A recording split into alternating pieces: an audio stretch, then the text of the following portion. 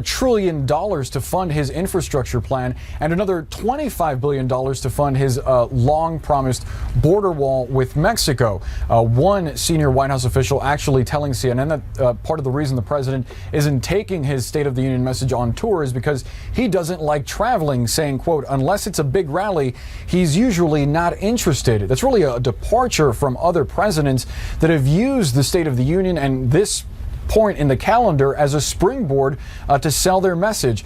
Beyond all of that, it certainly is interesting because officials are telling us that the tone of the State of the Union is set to be an optimistic one in which the president will try to reach across the aisle and appeal to people that aren't in his base. So if the president is trying to grow his approval numbers and try to gain support for his plans for the United States, it's certainly surprising that he wouldn't go on the road to do that, Anna. Whereas at the same time that the president is preparing for this State of the Union, he is also in the middle of a spat now with one of the world's biggest music stars. Tell us more about this.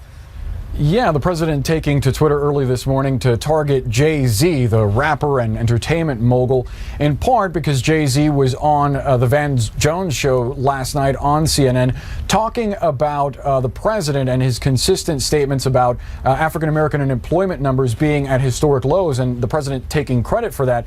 Jay-Z essentially made the case that despite those low unemployment numbers, despite African-Americans receiving higher wages, that still isn't a sign that the president respects African Americans and communities of color. The president took to Twitter this morning writing, quote, somebody please inform Jay-Z that because of my policies, black unemployment has just been reported to be at the lowest rate ever recorded. That's actually what Jay-Z was asked about, so it's clear that Jay-Z has at least been told that that is the case. But this kind of is a long-standing thing with the president. Whenever he's criticized, he is not one to hold back a punch, especially on social media. Anna. For Sanchez at the White House, let's dig deeper. Thank you. Our panel is with us now. Joining us, the editor of the Weekly Standard, Bill Kristol, CNN political commentator and former Trump campaign advisor, Steve Cortes, and CNN senior political analyst and senior editor at The Atlantic, Ron Brownstein. So, Steve, let's start with the president not taking to the road to sell his agenda. White House official tells CNN if it's not a large rally, the president doesn't care. Does that frustrate you? Well, no, and it doesn't frustrate me because it's not true. And listen, this is a man, and I'll tell you this as a veteran of the campaign, I was always amazed at the pace and hustle of this guy. He's 71 years old now. He was 70 during most of the campaign. Chronologically, he'd be my father, would run circles around me in terms of the pace he would keep on the campaign trail. I think, by the way, it's one of the reasons he won. Hillary Clinton was an almost amazingly lazy candidate. Donald Trump is the opposite of that. So why not take his message on the road? Nonstop for the interests of the United States. Well, because there's probably some very good reasons, most of which I think is that he has a legislative agenda for immigration and for infrastructure, two big I's, right, that he has to get done now. He got taxes done, a generational achievement, something we haven't done since the 1980s. I believe we're going to get immigration done, also something that hasn't really been addressed since the 1980s. So he has serious business to attend to. But the idea that there's a laziness or a lackadaisical attitude, to me, on its face, that's just nonsensical. Bill, do you think it would help the president in trying to accomplish those things Steve just mentioned, immigration and infrastructure, for him to meet more directly with the American people? Not honestly. I mean, first of all, presidents don't really meet directly with the American people, and especially in President Trump's case, he likes to address large rallies. And you can look at past State of the Union addresses, and some of them have been followed by flops in terms of legislative agenda, others by successes. And there's not much correlation, I don't think, with how much you travel around or how many speeches you give. I actually agree with Steve that from the legislative point of view, from the policy point of view, what happens on February 8th when the government's due to shut down, whether there's a spending deal, what its contours are, what happens in immigration, what happens in infrastructure, foreign policy issues, those are key. He'll address them in the State of the Union, I assume, in a pretty standard way. And so I don't think this is a speech likely to make much difference. And of course, the huge thing that's looming over everything is the Mueller investigation. And I think a decision that the White House is going to have to make very soon. I think we're talking 2 or 3 or 4 weeks based on some conversations I've had with people who don't really know, but know people who sort of have a vague sense of how this might work, about whether he'll testify to Mueller. I believe he will refuse to sit down with Mueller. And I'm just saying he's going to refuse to sit down with Mueller. He'll offer to submit a written statement under oath, which I believe will not be acceptable to the special counsel. And then I think his White House counsel will quit. and he will have a huge issue Bill, to deal with there too. I guess. Hold your thought for just a second, though, Steve, because, I mean, I think it's safe to say on the Mueller investigation, that's probably not going to come up at the State of the Union, although the president might surprise us, Ron, if he goes off script. Don't you think he'll want to say... I'm guessing he's going to talk more about the economy, Ron Brownstein, given that the economy is doing really well. He has a lot to celebrate there. He has his tax plan that got rave reviews, we know, when he went to Davos, Switzerland as well. Is this a chance for Trump to take a victory lap? Well, he's going to, I think, on the economy, and this has been the biggest, I think, selling card for 2018 for Republicans, will be the argument that the economy is doing well. I mean, it is doing well. On the other hand, the job growth in 2017 was less than in any year of President Obama's second term, and the total economic growth was below what the president was touting. It was also less than it was in 2015 and 2014. So there are some qualifications there, and I think the big question goes to where you started, is can he expand his support beyond his base, both politically and legislatively? He's a guy who got 46% of the vote in 2016. His approval has been stuck in the high 30s. He's down particularly among those college-educated white voters who have moved toward Democrats in the suburbs in Virginia and Alabama, and who pose the greatest threat to Republicans in 2018. And legislatively, I think one of the most striking aspects of 2017 was that Republicans essentially had to do everything on their own. They were unable to create any pressure on the 10 Democratic senators running in states that President Trump carried in 2016. There was a little break on the Democrats on that, on shutting down the government over DACA. But if he can't get them on infrastructure or immigration, and so far there's no indications that these plans are attractive to them, I think he could be facing a very difficult. Isn't that sad that not one Democrat was willing to vote for a tax package which has already delivered bonuses to literally millions of Americans, cash in their pockets, real tangible results? Well, the Trump boom is just beginning. They don't want to get on board because they'd rather grandstand about their issues of identity politics and division rather than talk about real growth, which we never saw under the Obama era. Everybody wants to get in. We'll give a chance for everybody, one at a time. GDP year.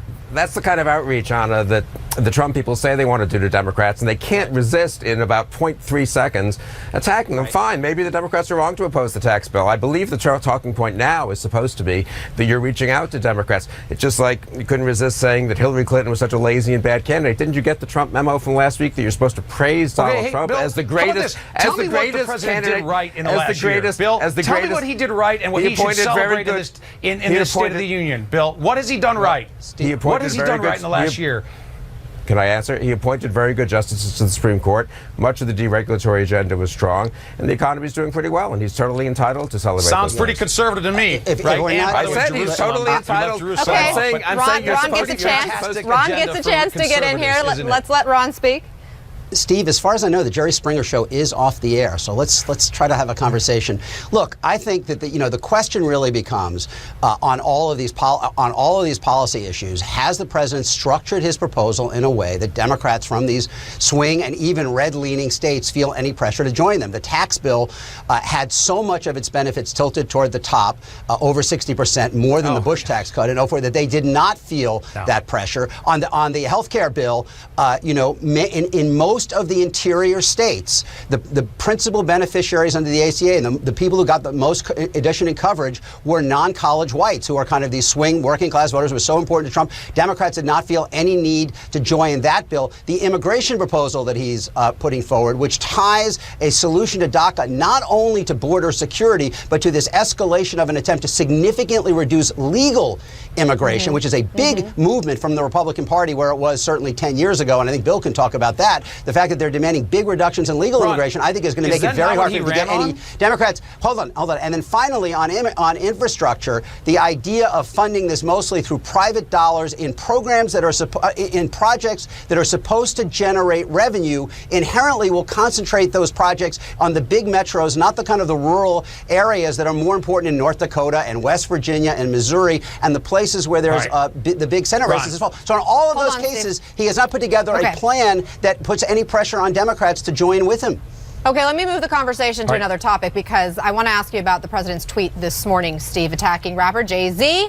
This was after Jay-Z had said that he was obviously not happy with the president's comments about African countries And he called the comments hurtful. Here's what the president then tweeted in response. Somebody please inform Jay-Z that because of my policies, black unemployment has just been reported to be at the lowest rate ever recorded. Steve, is the president suggesting that African Americans should just ignore his racist remarks because they have jobs? Well, Anna, I take issue with calling him a racist. This has been a continual fallback. Some of his remarks. Okay, well, you said racist remarks, though, Anna, and I don't believe. By the way, speaking bluntly about troubled countries is not racist. There are also white countries that are incredibly troubled. Belarus, for example, is incredibly poor, incredibly tyrannical. So there are countries in the world that are very troubled. Race doesn't necessarily have anything to do with that. But I'll tell you this, as an Hispanic supporter of Donald Trump, I would tell communities of color, whether it's Jay-Z, whether it's my Hispanic compatriots, the Democratic Party has taken you for granted for decades. They care about you a lot at election time. In between, do they really care about your prosperity, about your safety, about you having to compete, for example, with illegal immigrant labor in the wage market? They don't really care about you other than they exploit you in a way which I would argue is actually inherently racist. Donald Trump is saying we're going to make your lives better. We're going to make them prosperous and safe. And so far, in 1 year in, he is delivering on that promise. And I believe, by the way, that's why he did far better than anybody ever imagined he would do in 2016 among Hispanics. And I believe he will win Hispanics in 2020. When we look at unemployment among people of color, it is true. Black unemployment is at its lowest rate ever, but one could argue it's not all because of this president's policies. He does deserve some credit, but it has been on a downward trend there since Obama took office. As you look at this graph here, the unemployment rate among blacks is still higher, however, than that of other races. Bill, context matters, right?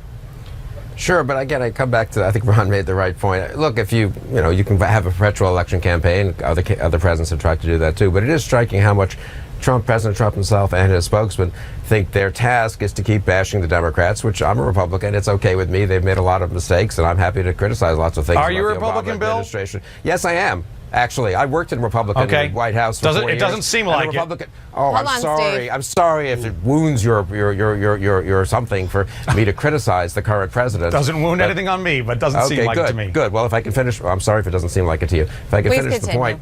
the point is, as a practical matter, they need Democratic votes. I mean, they're not going to jam things through with 51 Republican senators, or even in the House anymore. They can't use reconciliation. So, I mean, it's a practical matter. Honestly, the president will be well advised to reach out to Democrats to negotiate with them on immigration, as he's shown temptation. He's been tempted to do, but has backed off, and on other issues. I'm just saying, if he wants to get legislation passed, he's going to need Democratic votes. That's just a fact. Now, if you think you can run, a 2018 congressional campaign and a 2020 re-election campaign against Hillary Clinton and against the Democrats, maybe. I'm a little doubtful about that, but I should think he'd want to pass some legislation this year. And for that, you need a tone of reaching out to Democrats and not looking for every opportunity to ridicule them or to attack them for, treating Hispanics badly and so forth.